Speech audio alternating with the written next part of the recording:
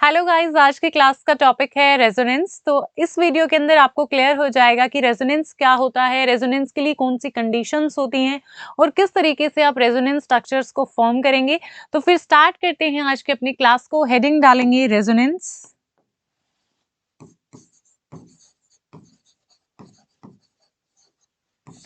तो सबसे पहली चीज ये आती है हमारे माइंड में कि व्हाट इज रेजोनेंस। रेजोनेंस क्या होता है? तो देखिए, जो मूवमेंट होती है या फिर शिफ्टिंग होती है इलेक्ट्रॉन्स की कंपाउंड के अंदर ही, उसे हम क्या बोल रहे हैं? यहाँ पर रेजोनेंस बोल रहे हैं। तो क्या लिखेंगे? शिफ्टिंग या फिर मूवमेंट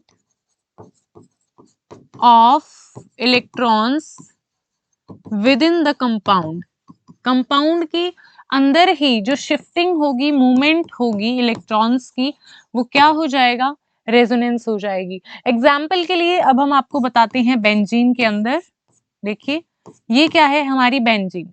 अब क्या होता है कि कुछ ऐसे कंपाउंड्स होते हैं जहां पर एक ही स्ट्रक्चर सारी प्रॉपर्टीज को नहीं बता पाता, ठीक है? और वही है हमारा बेंजीन। उन्हीं कंपाउंड्स में से एक है बेंजीन, जिसमें हमने ये स्ट्रक्चर तो बना दी है, बट इसके अगर हमें पता करनी है सारी प्रॉपर्टीज, तो ये एक स्ट्रक्चर सारी प्रॉपर्टीज को नहीं बता पाएगा। तो यहाँ पर एक और स्ट्रक्चर बनता है।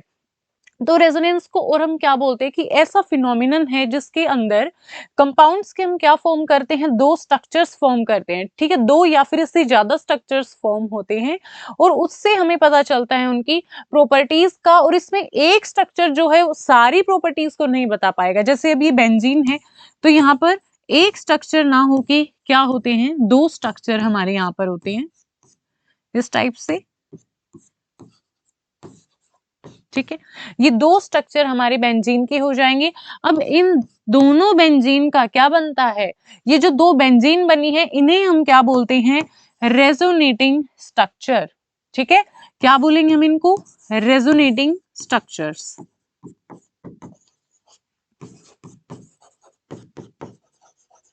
ठीक है? क्या हो जाएंगे? रेजोनेटिंग स्ट्रक्चर्स हो जाएंगी। और इन दोनों का सम जो होगा वो क्या होगा? हमारा resonance hybrid, and that is the true structure. वो क्या होता है? हमारा ट्रू स्ट्रक्चर होता है। यहाँ पर जो हमने ये बनाया है, ये क्या है? Resonance hybrid. ओके,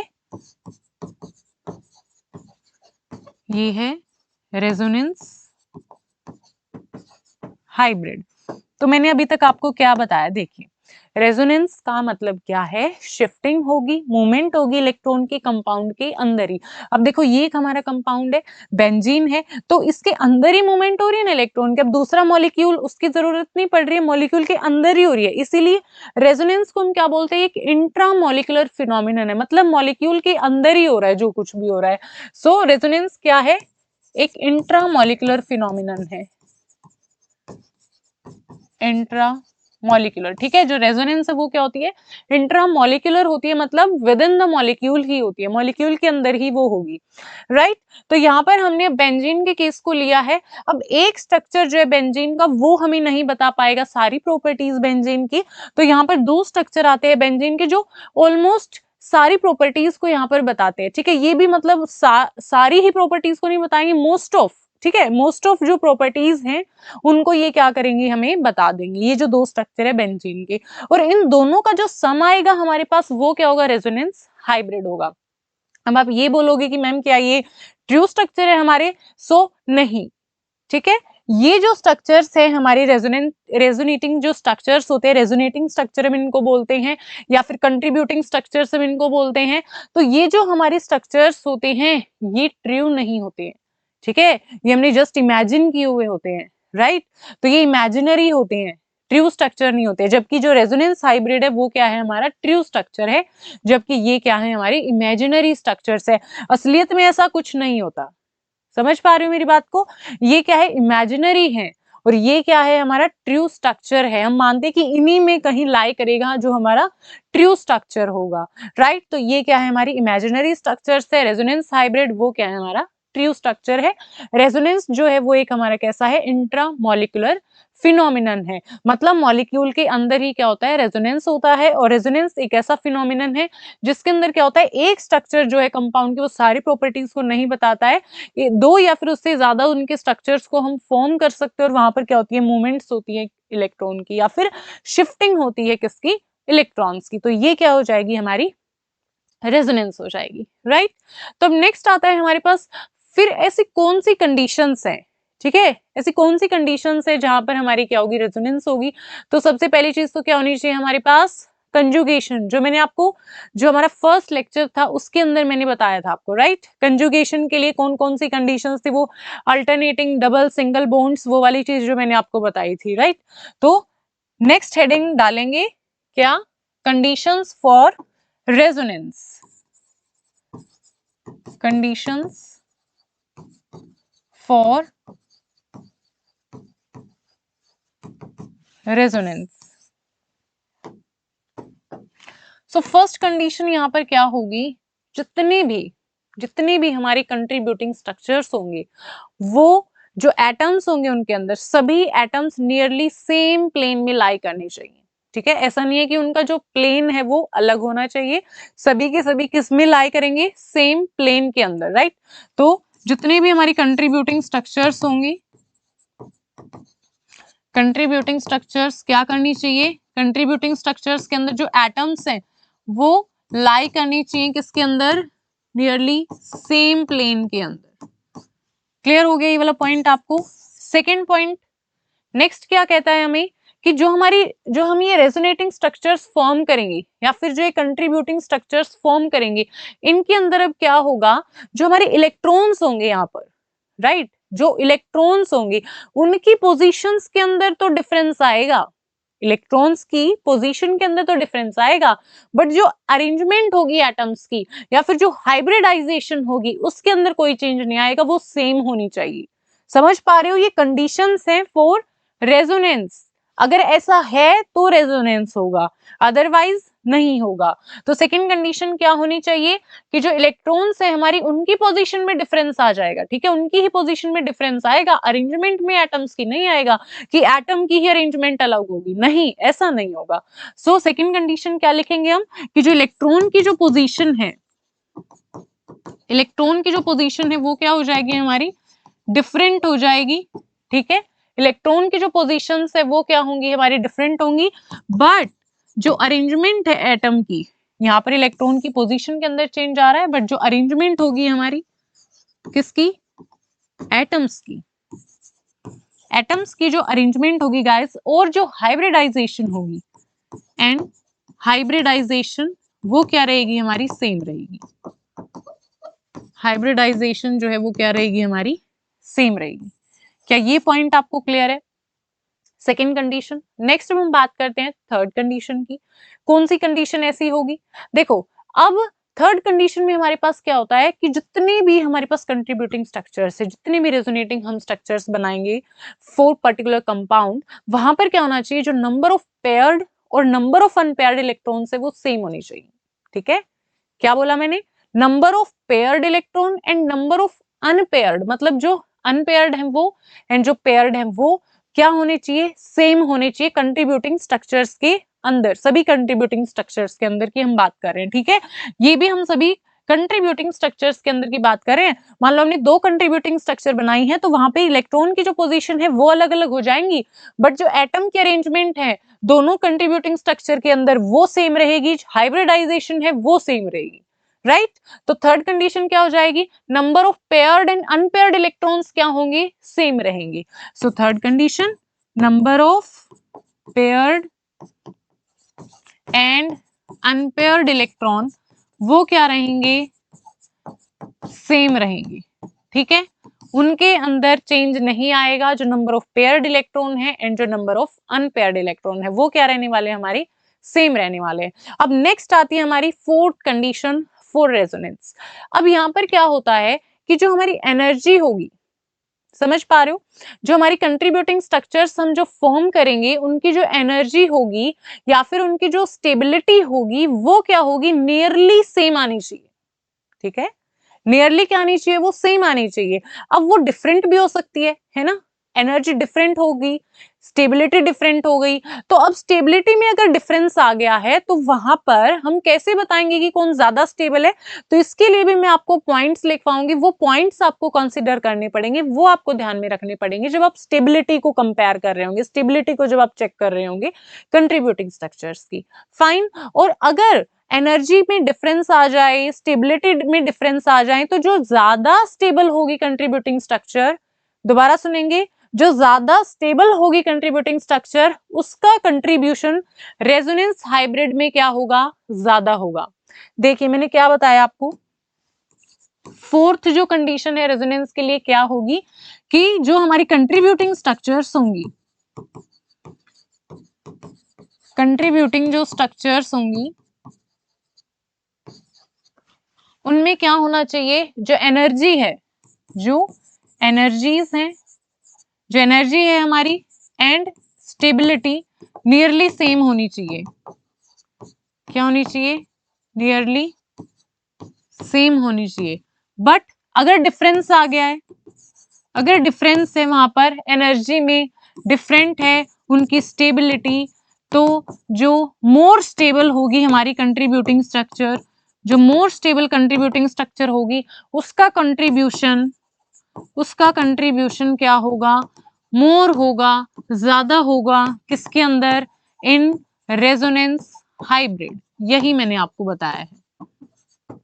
ठीक है, अगर दो कंट्रीब्यूटिंग स्ट्रक्चर्स आ जाएं, एक ज्यादा स्टेबल है एक कम स्टेबल है, तो रेजोनेंस हाइब्रिड में कंट्रीब्यूशन उसका ज्यादा होगा जो ज्यादा स्टेबल कंट्रीब्यूटिंग स्ट्रक्चर होगी।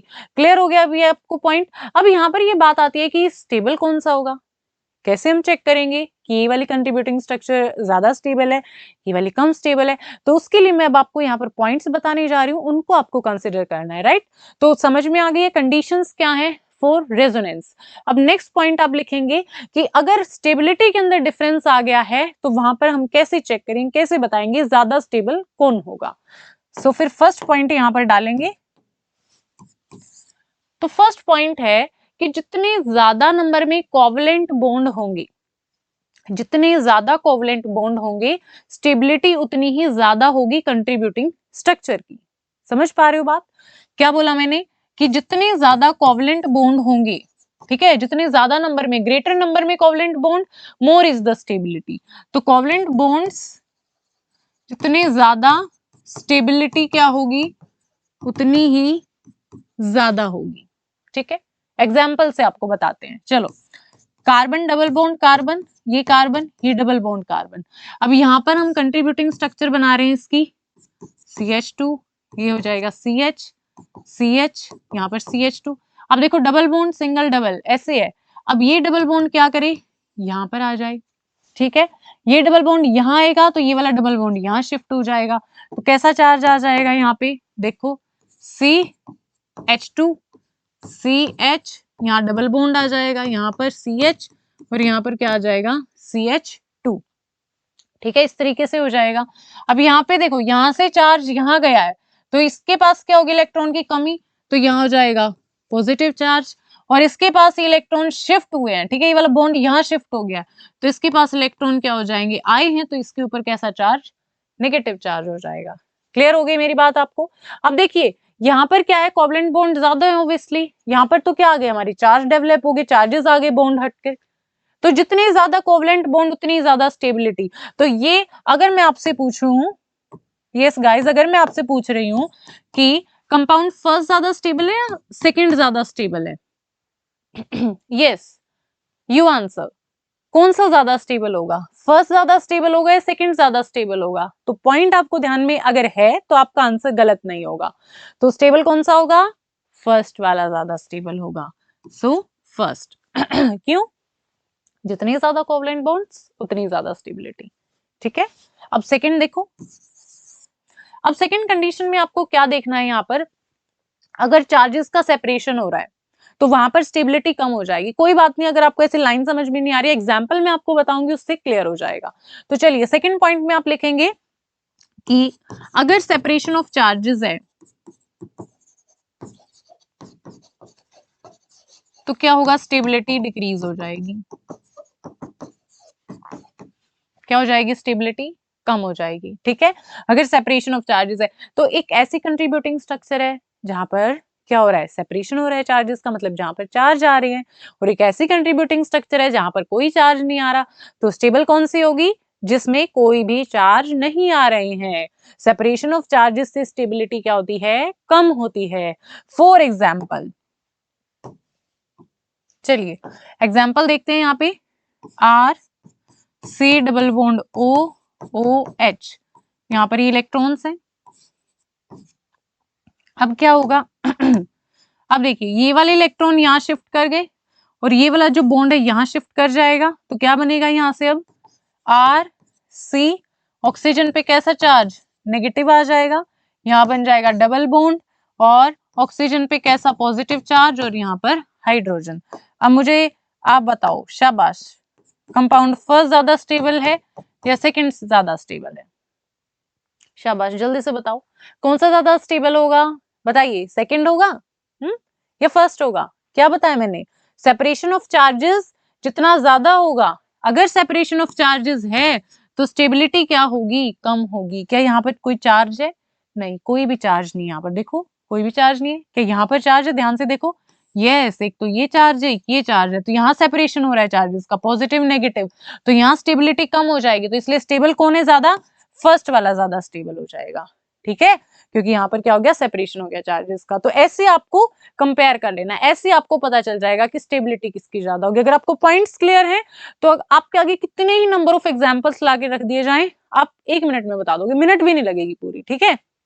देखते ही आप समझ जाओगे कि यहाँ पर ये हो रहा है, यहाँ पर ये हो रहा है, पॉइंट के अंदर ये बताया गया है, तो ये ज्यादा स्टेबल है, ठीक है। कुछ भी नहीं करना, मतलब यहाँ पे जस्ट आपको ये पॉइंट्स रिमेंबर करने हैं, आपका क्वेश्चन सॉल्व हो जाएगा। उसके बाद नेक्स्ट चले थर्ड पॉइंट पे। अब थर्ड क्या है कि हमने यहाँ पर बात तो कर ली सेपरेशन ऑफ चार्जेस की, अब हम बात करेंगे, सेपरेशन ऑफ चार्जेस तो है, ठीक है, पॉजिटिव चार्ज है, नेगेटिव चार्ज है, अगर पॉजिटिव चार्ज इलेक्ट्रोनेगेटिव पे आ गई, ठीक है, मेरी बात ध्यान से सुनो, देखो एक होता है हमारा इलेक्ट्रोपॉजिटिव एलिमेंट, एक होता है हमारा इलेक्ट्रोनेगेटिव एलिमेंट। इलेक्ट्रोनेगेटिव एलिमेंट कौन से होते हैं हमारे सबसे ज्यादा पीरियोडिक टेबल में, फ्लोरीन है, ऑक्सीजन है, नाइट्रोजन है, फोन से याद रखो आप, है ना, FON, हाइड्रोजन बॉन्डिंग जो बनाते हैं, मोस्ट इलेक्ट्रोनेगेटिव ही तो बनाते हैं हाइड्रोजन बॉन्डिंग, हाइड्रोजन के साथ जो बॉन्ड बनाते हैं, तो मोस्ट इलेक्ट्रोनेगेटिव कौन है अपने, फ्लोरीन है, ऑक्सीजन है, नाइट्रोजन है। तो ज्यादा जो इलेक्ट्रोनेगेटिव होगा उस पर अगर नेगेटिव चार्ज आ जाए तो उसे कोई परेशानी नहीं होगी, है ना। ज्यादा इलेक्ट्रोनेगेटिव है, उसके पास इलेक्ट्रॉन आ जाए तो उसे क्या दिक्कत है, कोई दिक्कत नहीं है। और ऐसे ही जिसके पास क्या है, इलेक्ट्रोपॉजिटिव है, जो उसके ऊपर पॉजिटिव चार्ज आ जाए तो कोई प्रॉब्लम है नहीं, कोई प्रॉब्लम नहीं है। बट अगर मैं बोलूं इसका उल्टा हो जाए तो सोचो, इलेक्ट्रोनेगेटिव पे आ रहा है पॉजिटिव और इलेक्ट्रोपॉजिटिव पे आ रहा है नेगेटिव, तो ये क्या हो जाएगा, अनस्टेबल हो जाएगा, ठीक है। तो यही है हमारा पॉइंट कि जो पॉजिटिव चार्ज है वो किस पे आना चाहिए, इलेक्ट्रोपॉजिटिव पे, और जो नेगेटिव चार्ज है वो किस पे आना चाहिए, इलेक्ट्रोनेगेटिव पे। अगर ऐसा केस है तो भाई ठीक है, अगर केस हो जाए उल्टा, क्या हो जाए, इसका अपोजिट हो जाए, तो आप इसको ना नोट्स की फॉर्म में लिख लेंगे, मैं आपको ऐसे बता रही हूँ, ठीक है, जो मैं बोलते जा रही हूँ उसी को आप नोट करते जाना। अगर हमारे पास पॉजिटिव चार्ज है on electropositive and negative charge on electronegative, then जो कंपाउंड होगा वो स्टेबल होगा। अगर इसका अपोजिट हो जाए, if negative charge on electropositive and positive charge on electronegative, then the contributing structure is less stable, वो क्या हो जाएगा, कम स्टेबल हो जाएगा हमारे पास। अब यहाँ पर देखो हम लेते हैं एग्जाम्पल से, मैं आपको बताऊंगी, यहाँ पर R C R double bond O, ठीक है, ये मेरे पास है। अब यहाँ पर चेक करो क्या होगा, अगर जो ये वाला बॉन्ड है ये यहाँ शिफ्ट हो जाए तो क्या हमें देखने को मिलेगा, देखो ध्यान से, और एक ये वाला जो बॉन्ड है वो यहाँ शिफ्ट हो जाए, ठीक है, मैं दोनों कंडीशन लेके चल रही हूँ।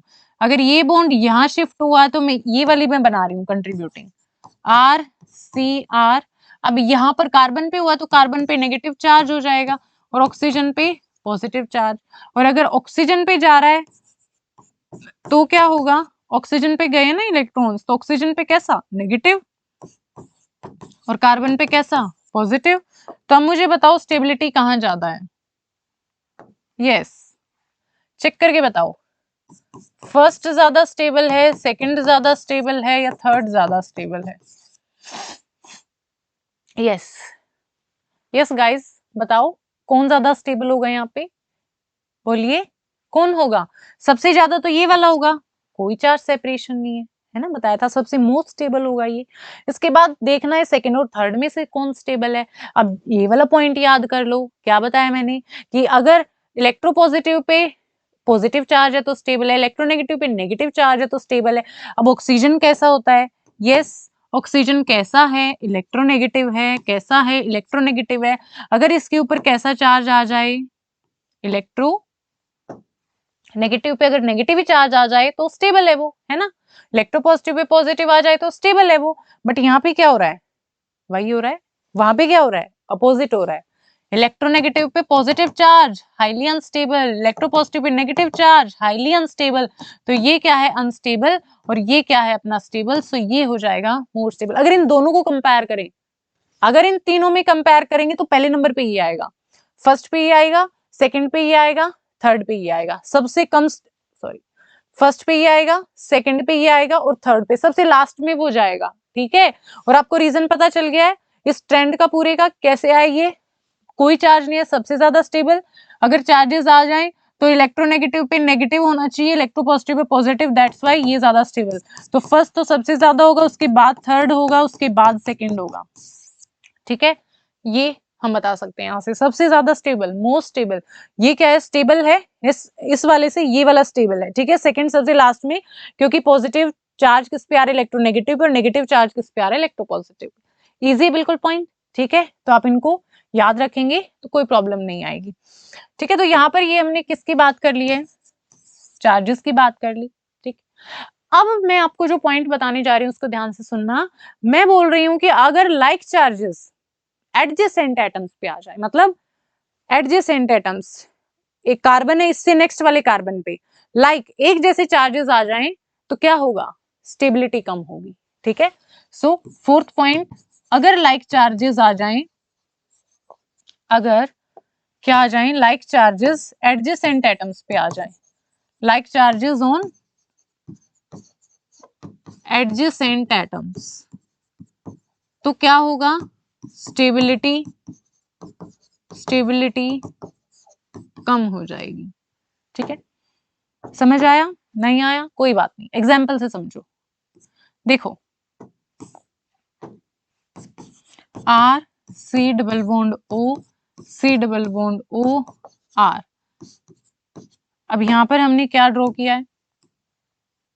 यहां पर देखो 1 2 3 4 5 6, 1 2 3 4 5 6, ऐसे ही होता है।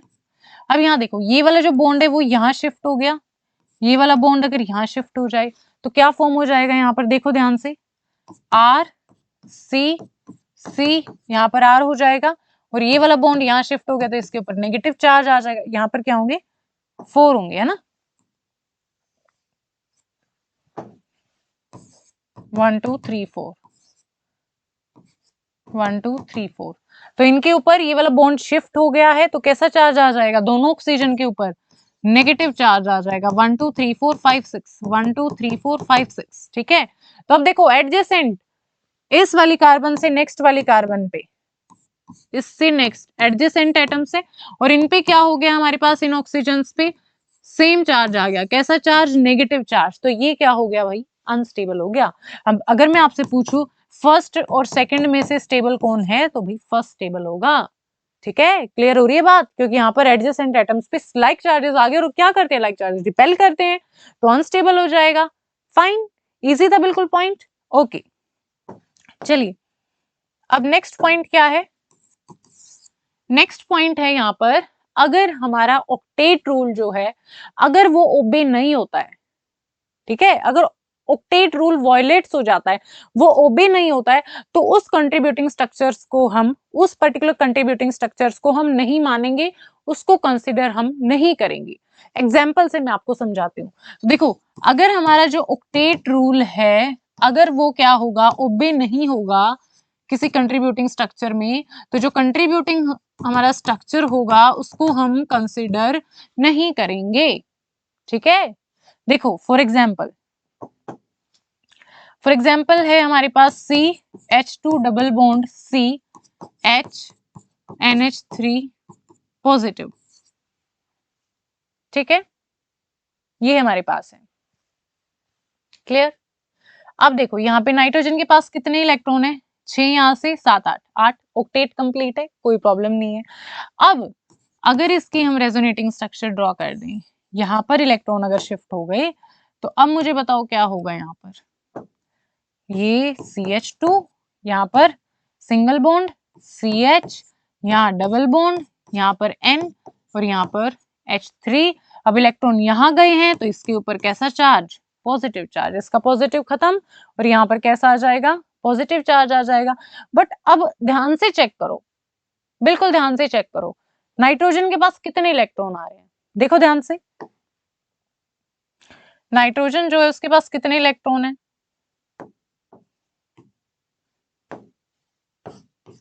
ये हाइड्रोजन, ये हाइड्रोजन, ये hydrogen.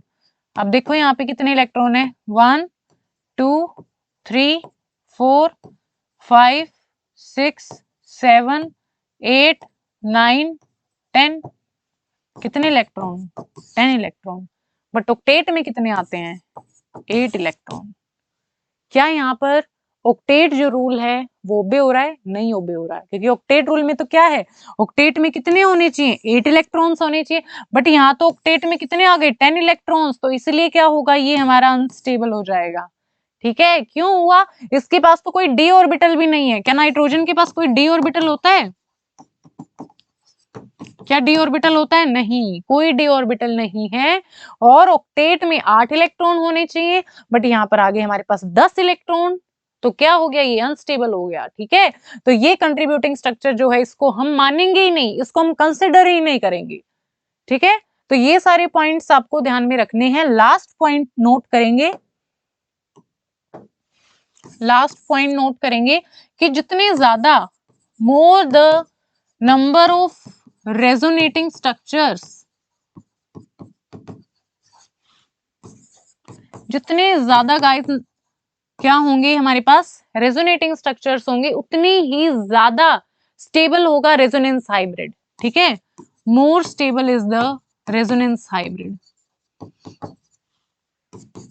Is the resonance hybrid. तो इसीलिए हम बोलते हैं किसी भी कंपाउंड के अगर ज्यादा रेजोनेटिंग स्ट्रक्चर है तो वो उतना ही स्टेबल है। क्यों बोलते हैं हम, क्योंकि जितने ज्यादा रेजोनेटिंग स्ट्रक्चर होंगे उतना ही स्टेबल क्या होगा हमारे पास, रेजोनेंस हाइब्रिड होगा। सो क्लियर हो गया आपको रेजोनेंस क्या है, रेजोनेंस के लिए कंडीशंस क्या है। अब मैं आपको 2 एग्जांपल देती हूँ, उसके अंदर आपको रेजोनेटिंग स्ट्रक्चर्स को फॉर्म करना है। ठीक है, 2 एग्जांपल आपको मैं दे रही हूँ, उसके अंदर आप रेजोनेटिंग स्ट्रक्चर्स को ड्रॉ करके बताएंगे। चलिए,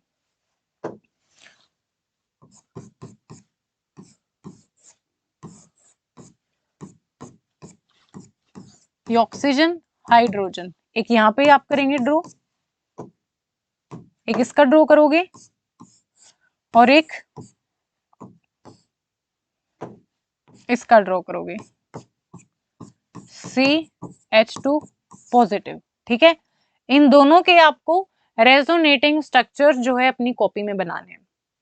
शाबाश, खुद से ट्राई करना है, वीडियो को पॉज करना है, कोई बात नहीं, गलत बन रहे हैं, ठीक बन रहे हैं, जैसे भी बन रहे हैं, ट्राई करना है खुद से एक बार जरूर। ठीक है, तो चलिए मैं यहाँ पे आपको बता देती हूँ कैसे बनाते हैं हम रेजोनेटिंग स्ट्रक्चर। ये वाले जो इलेक्ट्रॉन है कहाँ दिए जाएंगे, यहाँ पर दिए जाएंगे, तो ये वाले जो बॉन्ड है ये कहाँ शिफ्ट हो जाएगा, यहाँ पर शिफ्ट हो जाएगा। ठीक है, ऐसे ही होगा। यहाँ पर क्या है, यहाँ पर पॉजिटिव चार्ज है, यहाँ पर क्या है हमारे पास लॉन पेयर है। ठीक है, तो ये इलेक्ट्रॉन यहाँ पर आ रहे हैं, तो आपको ध्यान देना है स्ट्रक्चर में क्या दिया हुआ है आपको। तो यहाँ पे ये शिफ्ट हो जाएंगे, डबल बॉन्ड यहाँ पे, तो क्या हमें स्ट्रक्चर देखने को मिलेगा, देखो अब ये जो इलेक्ट्रॉन है वो यहाँ पर आए हैं, तो क्या हो जाएगा, डबल बॉन्ड बन जाएगा यहाँ पर ऑक्सीजन। अब यहाँ पे इलेक्ट्रॉन इसने दिए हैं, तो यहाँ पे क्या, ऑक्सीजन पे पॉजिटिव चार्ज आ जाएगा। ठीक है, तो अब देखो क्या हो जाएगा, अब ये बॉन्ड शिफ्ट हुआ है तो यहाँ नेगेटिव चार्ज, ये double bond as it is. Step by step बनाना है, गलती नहीं करनी है, समझते चलना है। अगर समझोगे एक बार तो कितनी ही चाहे कितनी ही डिफरेंट कंपाउंड के आप रेजोनेटिंग स्ट्रक्चर बना लेना, गलत नहीं होंगे। अगर समझा नहीं और वैसे ही बना दिए तो फिर प्रॉब्लम आएगी। एक बार समझ लो फिर आगे प्रॉब्लम नहीं आने वाली है, ठीक है। मैक्सिमम जो है वो आपके केसेस में रेजोनेटिंग स्ट्रक्चर बन जाएंगे। देखो अब नेक्स्ट में क्या होगा, यहाँ पर नेगेटिव चार्ज है, अब ये नेगेटिव चार्ज है वो यहाँ बॉन्ड की फॉर्म में आ जाएगा और ये जो बॉन्ड है वो यहाँ पर शिफ्ट हो जाएगा। सो देखो क्या हो जाएगा आगे, ये तो एज इट इज रहेगा, यहाँ पर तो कुछ करना नहीं, पॉजिटिव है, ये नेगेटिव यहाँ पे आ गया, ये वाला जो बॉन्ड था ये यहाँ पर आ गया। ठीक है यहाँ तक। अब नेक्स्ट चलो, नेक्स्ट में क्या होगा, अब क्या होगा, ये नेगेटिव चार्ज यहाँ शिफ्ट होगा, ये वाला बॉन्ड यहाँ शिफ्ट हो जाएगा, ठीक है। देखो अब क्या बन रहा है, ये double bond as it is, यहाँ पर पॉजिटिव, यहाँ पर हाइड्रोजन। अब क्या होगा, अब देखो ये वाला जो नेगेटिव पार्ट है ये यहाँ पर आ रहा है, मतलब यहाँ बॉन्ड बन जाएगा, और ये वाला जो बॉन्ड है ये यहाँ पर नेगेटिव चार्ज की फॉर्म में जाएगा, और एक यहाँ बॉन्ड बन रहा है, ऐसे हो जाएगा। अब इसमें क्या होगा, नेक्स्ट क्या होगा, ये वाला जो नेगेटिव चार्ज है यहाँ बॉन्ड की फॉर्म में आ जाएगा, और ये जो बॉन्ड है वापस से किसके पास इलेक्ट्रॉन चले जाएंगे, ऑक्सीजन के पास चले जाएंगे। तो यहाँ पर हमारे पास जो फाइनल स्ट्रक्चर बनेगी वो कैसे हो जाएगी, यहाँ डबल बॉन्ड, यहाँ डबल बॉन्ड, यहाँ डबल बॉन्ड, और यहाँ पर ऑक्सीजन के पास वापस से अपने इलेक्ट्रॉन आ गए, ठीक है। तो ये जो मूवमेंट चल रही है, यही ये जो शिफ्टिंग हो रही है इलेक्ट्रॉन्स की, यही क्या है बच्चों, रेजोनेंस होती है हमारी। तो ये क्या है, अलग अलग रेजोनेटिंग स्ट्रक्चर्स बन गए। तो आपको कॉपी में 2-3 बार इनको प्रैक्टिस करना है तो बिल्कुल आसानी से आपको आ जाएगा। देखो चेंज हो गए ना पोजीशंस, देखो पहले यहाँ डबल बॉन्ड था यहाँ पे और यहाँ पे, अब देखो कहाँ पे आ गया, अपोजिट में आ गया बिल्कुल, एक यहाँ डबल बॉन्ड, एक यहाँ डबल बॉन्ड, एक यहाँ डबल बॉन्ड है। समझ आई बात। अब इस वाले में देखो, इसमें क्या होगा, इसमें क्या है, हमारे पास पॉजिटिव चार्ज है, तो अब रिंग से इलेक्ट्रॉन जाएंगे, ठीक है, ध्यान देना है आपको, रिंग से यहाँ इलेक्ट्रॉन जाएंगे तो पॉजिटिव चार्ज यहाँ पे आ जाएगा। तो बनाओ, यहाँ पे क्या आ गया, अब यहाँ क्या बन जाएगा, डबल बॉन्ड बन जाएगा, ठीक है। अब इसका पॉजिटिव चार्ज कहाँ पे आ जाएगा, इसका पॉजिटिव चार्ज यहाँ पे आ जाएगा, ठीक है, इसका पॉजिटिव चार्ज यहाँ पे आ गया, और ये बॉन्ड हमारे पास as it is double bond, और ये वाला बॉन्ड एज इट इज है। हमने जस्ट इस वाले बॉन्ड को यहाँ शिफ्ट किया तो ये वाला जो बॉन्ड है यहाँ पर आ जाएगा, तो यहाँ डबल बॉन्ड बना लेगा, और इसका जो पॉजिटिव चार्ज है वो यहाँ पे आ जाएगा। अब नेक्स्ट चलो आगे, अब नेक्स्ट क्या होगा, ये वाले जो इलेक्ट्रॉन है वो यहाँ शिफ्ट हो जाएंगे, ठीक है। तो बनाओ ये एज इट इज CH2, यहाँ पे क्या हो जाएगा, हमारे पास डबल बॉन्ड आ जाएगा, यहाँ पे भी डबल बॉन्ड है एक, और क्या होगा, ये वाले जो डबल बॉन्ड है यहाँ शिफ्ट हुए हैं तो यहाँ पर कैसा चार्ज, पॉजिटिव चार्ज आ जाएगा, ठीक है। अब यहाँ पर आगे क्या होगा, अब ये वाले इलेक्ट्रॉन यहाँ शिफ्ट हो जाएंगे तो पॉजिटिव चार्ज यहाँ पे आ जाएगा। समझ रहे हो बात को, आराम से, बिल्कुल आराम से समझना है हर एक चीज को। CH2, ये बॉन्ड एज इट इज लगा दो, ये वाला पॉजिटिव चार्ज, अब ये बॉन्ड यहाँ पर शिफ्ट हो गया तो यहाँ पर डबल बॉन्ड, अब ये पॉजिटिव चार्ज इस वाले पे आ जाएगा, तो यहाँ पॉजिटिव चार्ज आ गया, ठीक है। बिल्कुल ध्यान से देखो, अब फिर क्या होगा, यहाँ पॉजिटिव चार्ज है तो वापस से ये जो डबल बॉन्ड है ये क्या हो जाएगा, ये बॉन्ड यहाँ शिफ्ट हो जाएगा, ठीक है, और वापस से जो पॉजिटिव चार्ज है वो CH2 पे ही चला जाएगा। अब देखो यहाँ पर डबल बॉन्ड, यहाँ डबल बॉन्ड, यहाँ डबल बॉन्ड, और यहाँ पर वापस से CH2 के ऊपर कैसा आ गया, पॉजिटिव चार्ज। अब देखो यहाँ पर रिंग के अंदर देखो ध्यान से, पहले यहाँ पर डबल बॉन्ड था यहाँ पे, और यहाँ डबल बॉन्ड था, वहां पर देखो बिल्कुल अपोजिट में डबल बॉन्ड आ गया, यहाँ पे आ गया, यहाँ आ गया, और यहाँ पे आ गया, ठीक है। तो इस तरीके से क्या होती है हमारी मूवमेंट होती है इलेक्ट्रॉन्स की। तो यहाँ पर क्या हो गए हमारे पास, यहाँ पर भी 5 रेजोनेटिंग स्ट्रक्चर्स, और यहाँ पर भी क्या बन गया हमारे पास 5 रेजोनेटिंग स्ट्रक्चर्स। तो इस तरीके से हमारी रेजोनेंस होती है, और यहाँ पर हमने आपको शो किया कि कैसे रेजोनेटिंग स्ट्रक्चर्स आप बनाएंगे। अगर आपको एक बार में क्लियर नहीं होता है तो 2 बार 3 बार 4 बार देखो इनको बार बार, और फिर अपने आप खुद से कॉपी में बना के देखो तो बिल्कुल आसानी से आपको आ जाएंगी, ठीक है। और कोई भी अगर आपको डाउट आता है, जितना हमने आज की क्लास में पढ़ा, आपको कोई डाउट आ रहा है, कोई चीज समझ नहीं आ रही है, तो आप कमेंट बॉक्स में कमेंट कर सकते हो, बिल्कुल आपको रिप्लाई दिया जाएगा, आपके क्वेश्चन का आंसर किया जाएगा। ओके सो आज की जो क्लास है हमारी उसमें हमने कवर किया है कि रेजोनेंस क्या होता है, रेजोनेंस की कंडीशंस क्या होती हैं एंड रेजोनेटिंग स्ट्रक्चर्स को हम कैसे फॉर्म करते हैं, ठीक है। सो नेक्स्ट जो हमारी वीडियो आएगी उसके अंदर हम रेजोनेंस को ही आगे कंटिन्यू करेंगे। उसके अंदर हम आपको बताएंगे रेजोनेंस एनर्जी क्या होती है, रेजोनेंस इफेक्ट क्या होता है, टाइप्स क्या क्या होते हैं रेजोनेंस इफेक्ट के, minus R minus plus R, ठीक है, वो सारी चीजें हम डिस्कस करेंगे। और एप्लीकेशंस क्या होंगी रेजोनेंस इफेक्ट की उसको भी हम नेक्स्ट जो अपनी क्लास आएगी उसमें डिस्कस करेंगे। सो जितना आज की क्लास में क्या है हमने जो आपको बताया है पढ़ाया है वो आपको अच्छे से करना है, क्योंकि देखिए सारी जो क्लासेस है वो लिंक होती हैं। पीछे वाली क्लास नहीं देख के आओगे अगली वाली क्लास में प्रॉब्लम होगी। अगर आपने पहले से पढ़ रखा है तो बेस्ट है, ठीक है, आपको समझ में आ जाएगा। अगर आपने नहीं कर रखी है चीजें तो आप शुरू से फर्स्ट लेक्चर से देखना स्टार्ट कीजिए, तो जिससे कि आपको सारी चीजें स्टेप बाय स्टेप अच्छे से क्लियर होती चली जाएंगी। सो फिर मिलते हैं नेक्स्ट वीडियो के अंदर। यहाँ तक कोई भी परेशानी है, कोई भी डाउट है, कमेंट कर देना, आपको जरूर उसका आंसर दिया जाएगा। बिल्कुल भी ये नहीं मानना है कि कोई चीज समझ नहीं आ रही है तो कोई बात नहीं, रहने देते हैं, कौन रिप्लाई करेगा, नहीं, रिप्लाई दिया जाएगा। अगर आपका जेन्युइन क्वेश्चन आप करते हो, ठीक है, टॉपिक से रिलेटेड, तो जरूर आपकी जो कमेंट है उसको देखा जाएगा और उसका जरूर से जरूर रिप्लाई भी किया जाएगा, ठीक है। थोड़ा सा टाइम लग जाएगा बट रिप्लाई जरूर मिलेगा आपको अगर आपने जेन्युइन क्वेश्चन किया है तो। क्लियर हुई बात? सो फिर मिलते हैं नेक्स्ट वीडियो के अंदर। Thanks for watching.